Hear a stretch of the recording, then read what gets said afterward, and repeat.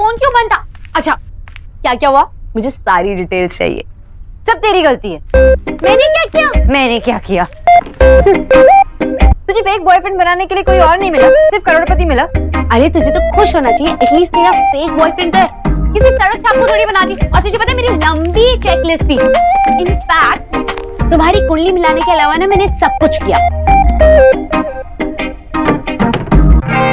पता है मुझे आज डेट पे नहीं जाना चाहिए। मैं लाइफ में कभी डेट पे ही नहीं गई और आज जब गई तो डबल डेट पे गई। तुझे पता है मेरी हालत क्या हुई? मिस्टर दीक्षित जिससे मैं प्यार करती हूँ वो नताशा के साथ कपल बने बैठे थे। मैं कितनी स्ट्रेस थी।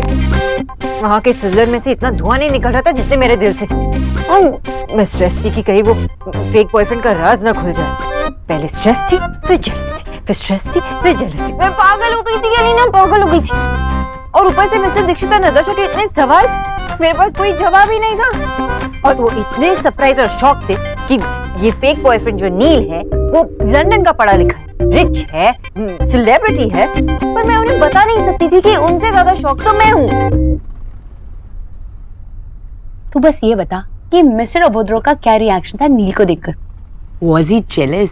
तू तो चुप ही रह। Was he jealous? Jealous Wallace कुछ नहीं, बस मुझे यही स्ट्रेस था कि बस ये राज ही रहे और खुल ना जाए। मैंने ये सब क्यों किया? ये तूने नहीं किया, ये भगवान ने किया। कहते हैं ना, जब कोई लड़की किसी लड़के को दिल से चाहती है तो पूरी कायनात मिलके उसकी बैंड बजाती है। मेरे केस में तो यही हुआ। तू ना बस रोती रह, मैं नील को कॉल कर थैंक यू बोलती।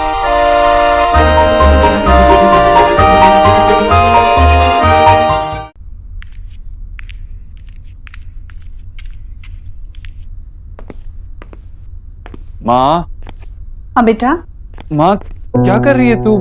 अभी तक सोई नहीं है? और ये सब काम, ये काम करने के लिए और लोग हैं, तू क्यों कर रही है? जब तेरे कागज संभालती हूँ, तेरी चीजें समेटती हूँ, तेरे कपड़े तय करती हूँ, तो मुझे लगता है कि मैं तेरे काम आ रही हूँ, तेरे काम में हाथ बटा रही हूँ, तेरे साथ हूँ। माँ। अरे क्या हुआ?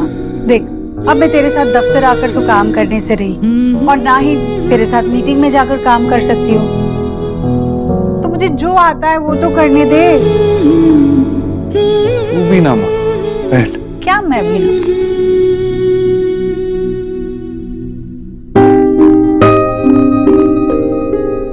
डिनर कैसा था? अच्छा था, पनीर आलू। अरे मतलब बातें बातें क्या हुई? सब सही था ना? हाँ। ऐसा लग तो नहीं रहा है, परेशान दिख रहा है तू। क्या हुआ? नताशा से कोई बात हुई क्या? शादी को लेकर? नहीं तो माँ, तुझे पता था क्या मैं इस बॉस के बॉयफ्रेंड के बारे में? हाँ? हाँ नहीं, तुझे कैसे पता होगा? हाँ मतलब नहीं, कुछ दिन पहले बात तो हुई थी, पर उसने उस वक्त कहा था ऐसा कुछ भी नहीं है। अगर है तो अच्छा ही है, अच्छी लड़की है, सीधी सादी, हंसमुख। उसकी सास खुश रहेगी उससे। कैसे खुश रहेगी? लड़ने में डिग्री ली है मिस बॉस ने। अरे तुझे क्या हुआ है? तू क्यों परेशान है? मैं कहाँ परेशान हो रहा हूँ, लेकिन इतनी बड़ी चीज को छुपाता है क्या? कम से कम मुझे तो बताना चाहिए था उससे। क्यों? तुझे क्यों बतानी चाहिए थी? इतना परेशान क्यों?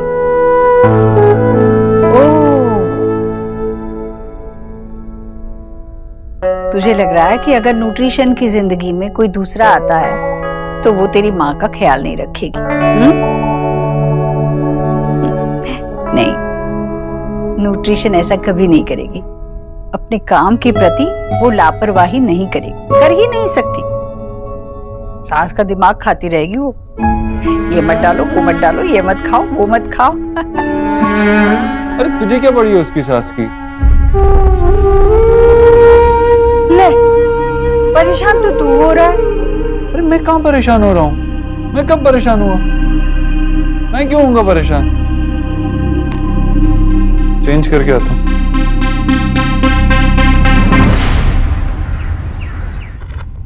ये लीजिए आपकी पेमेंट। अरे वाह, कितनी अच्छी अंगूठी पसंद की है नेहा। वैसे नेहा बेटा, आप ना ये खर्चा करने की आदत छोड़ दो और ना पैसा पैसा जोड़ना सीख लो, क्योंकि जिस घर में बहू बनकर जा रही हो, अब वहां तो पनीर भी महीने में एक बार ही आता होगा। मैं इसीलिए कह रही हूँ कि वहां की तरह रहना सीख लो, बिना एसी के सोना सीख लो। बल्कि मेरी मानो तो विदाई तक आदत पड़ ही जाएगी तुम्हें। मामी, नेहा की जैसी आदत है वो वैसे ही रहेगी। बेटा, मामी की बातें सच्ची होती है ना, इसलिए दिल में चुभ जाती है। वैसे भी शादी के बाद लड़की पराई हो जाती है। मैं मानती हूँ कि तू कर लेगा, पर आखिर में करना तो रणवीर को ही है, और वो इस लायक बिल्कुल भी नहीं है। मामी, रणवीर लायक लड़का है, समझदार है, पढ़ा लिखा है, मेहनती है। पैसा आज नहीं है तो आ जाएगा। अम्मी, मैं बस इतना जानता हूं कि रणवीर नेहा को खुश रखेगा। नेहा, तो अपने कमरे में जा। कोई फिक्र करने की जरूरत नहीं है, मैं सब संभाल लूंगा।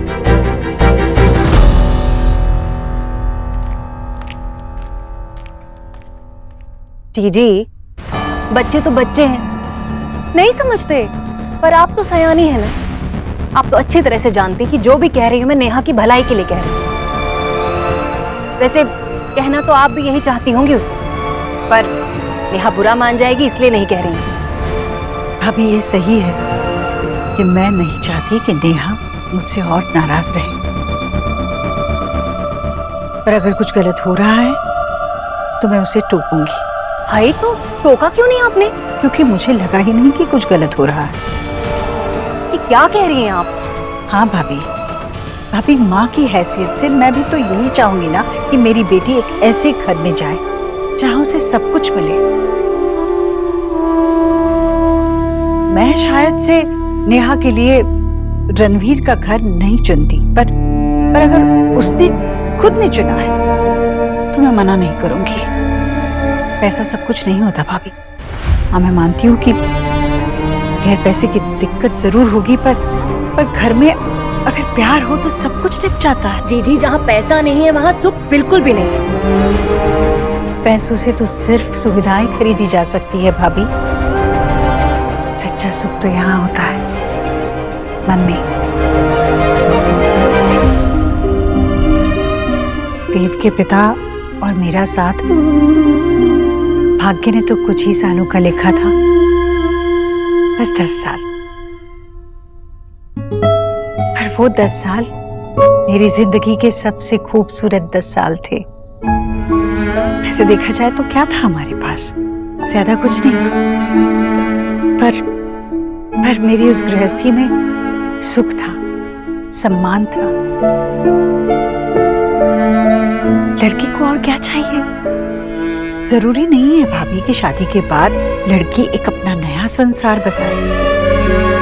ये भी तो हो सकता है कि वो अपने ससुराल को ही अपना नया संसार बनाए। रणवीर अभी अकेला है, पर दोनों के भाग्य जब मिलेंगे तब उनकी गाड़ी सही चलेगी, मुझे पूरा विश्वास है। बस रणवीर मेरी बच्ची को खुश रखे, उसके बीते कल की कड़वाहट को हमेशा के लिए दूर करे। मेरे लिए इतना ही काफी है। जी, गरीब की बेटी की बात का बुरा मत मानिएगा, पर मैंने जो भी कहा ना, दिल से कहा। मामी, मैं आपकी बात समझता हूँ, लेकिन आप शायद नेहा को नहीं समझ पाए। नेहा बहुत समझदार लड़की है, और अगर उसने ये फैसला लिया है तो कुछ सोच समझ कर ही लिया होगा। मैं जानता हूँ कि पहले नेहा अपनी जिंदगी से कुछ और चाहती थी, लेकिन प्यार बहुत कुछ बदल देता है।